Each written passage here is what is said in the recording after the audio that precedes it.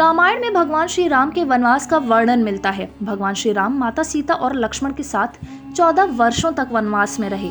इस दौरान वन में विभिन्न स्थानों पर उन्होंने विश्राम किया। वनवास के समय ही माता सीता के अपहरण की पटकथा शुरू हुई। भगवान श्री राम के वनवास के पीछे कैकेयी को मिले 2 वरदान कारण बने थे। लेकिन ऐसा क्या हुआ कि कैकेयी श्री राम को वन भेजने के लिए मजबूर हुई? आइए इस पौराणिक कथा से जानते हैं।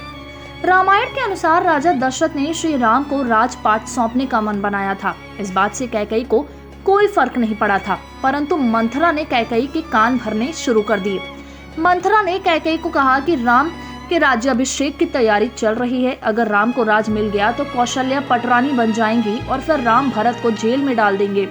इतना ही नहीं, आपको कौशल्या की नौकरानी बनकर सेवा करनी होगी। मंथरा ने कैकेयी को अपनी बातों पर विश्वास दिलाने के लिए कई तरह की मनगढ़ंत कहानियां सुनाई, जिस कारण कैकेयी मंथरा की बातों में आ गई और मंथरा को दासी की जगह सखी बना लिया। मंथरा ने ही कैकेयी को उसके पुराने वचन याद दिलाए थे। मंथरा की बात सुनकर कैकेयी को भारत की दिन रात चिंता सताने लगी।